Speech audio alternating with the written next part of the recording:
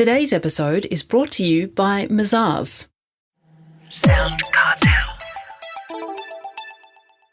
While Brian Hartzer may be a somewhat controversial figure, as a former Westpac CEO, his experience at the highest echelons of corporate banking is undeniable. So what is leadership, according to Brian? From SoundCartel, I'm Nicole Goodman, and this is Business Essentials Daily.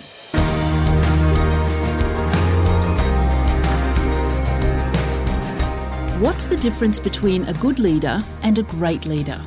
Well, according to Brian Hartzer, a good leader manages, whereas a great leader builds a culture that engages people emotionally. Brian has spent his whole career learning and applying lessons he's learned from observing great leaders in action.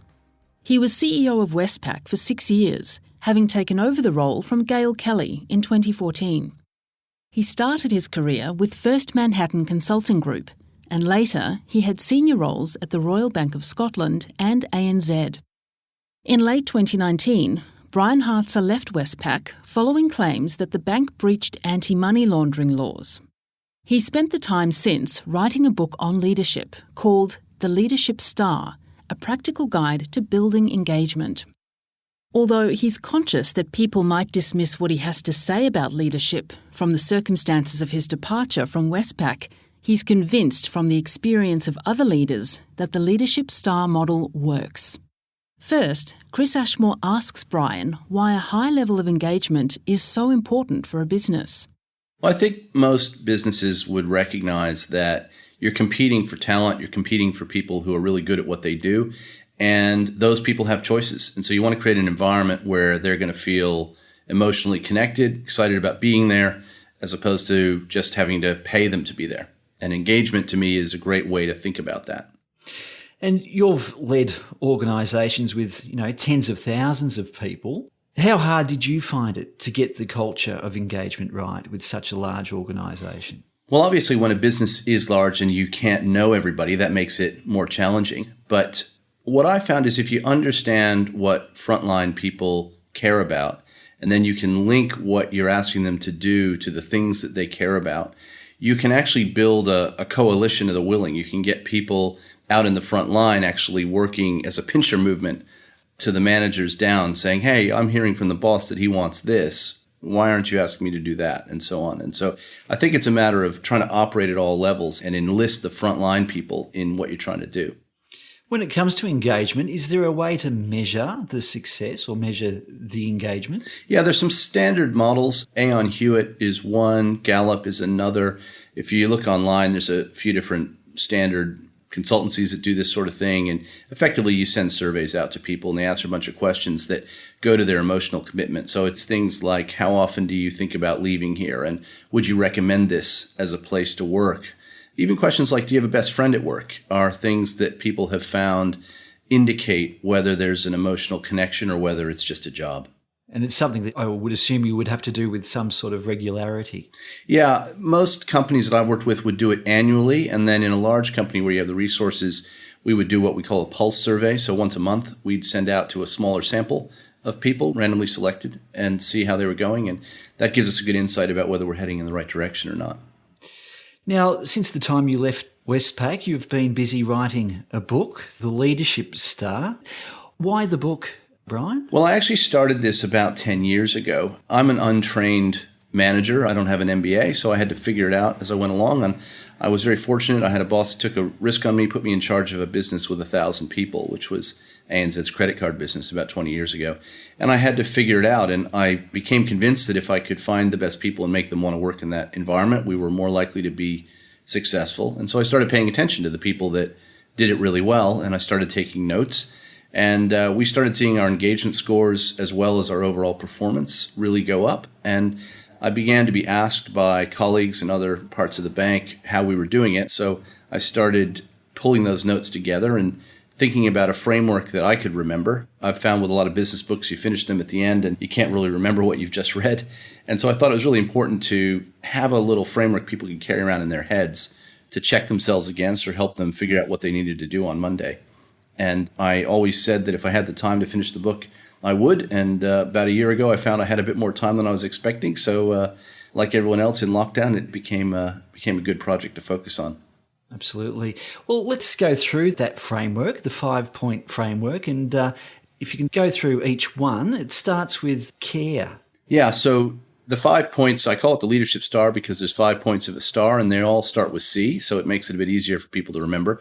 So care is about two things. It's about caring for individuals as human beings rather than just a generic, I care about my people, which everyone would assert. And the recognition that if you do care, then that's an action verb. You have to be taking steps to demonstrate that care. The other aspect of care is caring about outcomes. So people need to know that it's not just about process, it's about outcomes, and that it matters to you that they actually deliver the goods. Mm-hmm.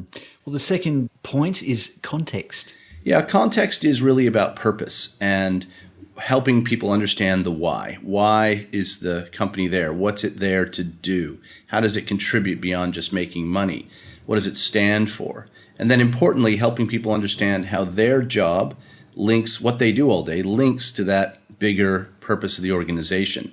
And as much as possible, help them see how doing that links back to their own personal values and what's important to them, so that they feel like when they come to work and given what they do all day, they feel good about themselves and they feel good about their contribution. Do you have an example of how that could work? An individual aligning with the business's values? Yeah, it's really interesting. I used to, in my job, visit a lot of retail bank branches, and I would always go around and introduce myself, and I'd say to people, what do you do? And every so often someone would say, well, my name is Jeannie and I'm just a teller.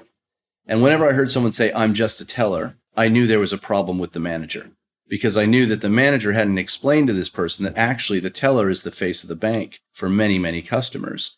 And so if they don't understand that how they treat people is the reflection of the brand, of the company and what matters to it, then we're not going to do well. So I really find it's that getting people to understand why they're important is just essential in any business. Mazars has been a long-time supporter of SoundCartel, and now they're helping us bring you this podcast. To find out how Mazars can support your business, visit mazars.com.au. That's mazars.com.au.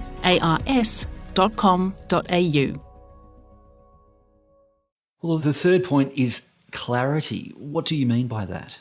So clarity breaks down into three things. The first is role clarity. So do people actually know what their job is?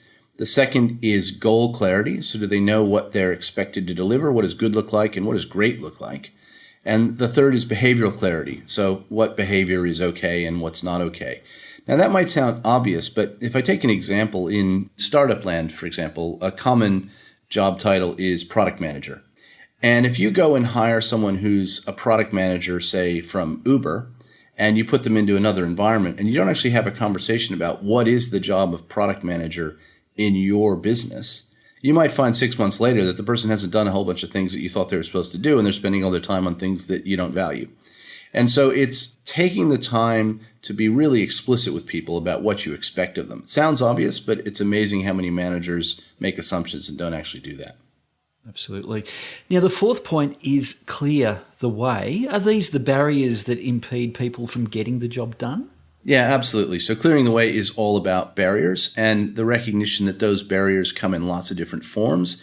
And it's the job of the manager to actually ask the question, what is getting in the way? What can I do to help you now that you're clear on what you need to deliver? What's in the way? And that barrier might be you don't have the resources, maybe you don't have the tools, maybe you don't have an environment that feels safe. But it can also be emotional things. It can be relationships. It can be a sense in a big company of politics getting in the way. Maybe you don't have clarity of decision rights. Maybe you don't have the skills. You haven't had the training. So it's saying to managers, you got to actually take the time to talk to your people and understand whether they're equipped to actually be successful. And if not, how do you knock those barriers over?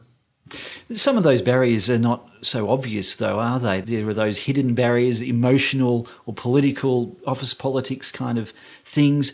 What can a leader do to address those? Well, it's interesting, the politics thing. One thing I've noticed is human beings often assume that everybody else is out to get them and stab them in the back, when actually my experience is most people are just insecure and are reacting to a situation because they themselves don't feel comfortable. And so helping people understand, for example, why someone in another part of the organization isn't being helpful isn't just because they're being competitive or trying to stab them in the back. Maybe they've got constraints on them. And so maybe as a leader, you need to go to their boss and say, hey, we need your help on this. What's in the way? How can I help you help me? What can I do for you? And so working through the organization to try to open doors for people and get behind the challenges that people are facing. Well, inevitably, things can go wrong in any team at any time. Where does the responsibility lie? Well, the easy thing to say is the leader, but obviously in organizations, people may come in and out of jobs at different times. They might inherit policies or systems or historical practices that are leading to a problem. But I think the important question is the leader has a responsibility to diagnose and fix the issue through their people. So I think it's about understanding why are these things going wrong and what are you doing about it to fix it. And if you haven't taken the steps to fix it, then ultimately leaders have to be accountable for that. Well, finally, Brian, the fifth and final point in your framework is celebrate. Is this about recognising and rewarding the individual staff?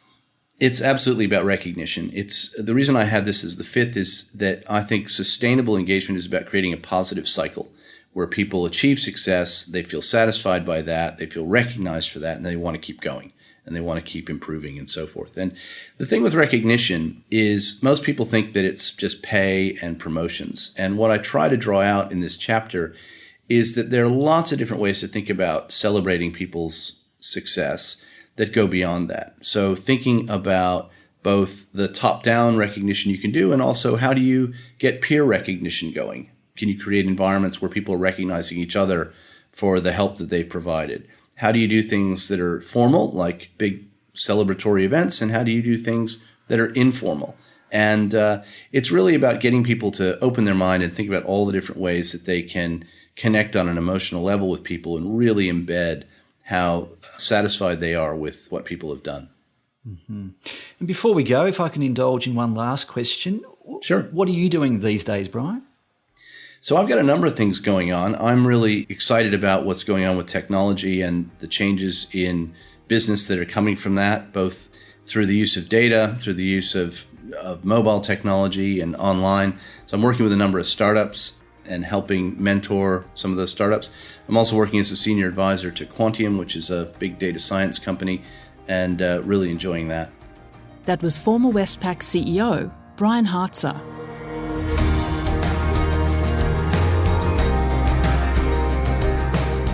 This episode of Business Essentials Daily is produced by the team at SoundCartel. Thanks for listening. I'm Nicole Goodman. We'll bring you more Be Daily tomorrow. Follow @BE Daily Podcast across social media and head to bedaily.com.au for more from the Business Essentials Daily podcast. SoundCartel. This episode was brought to you by Mazars. To find out more, visit mazars.com.au. That's mazars.com.au.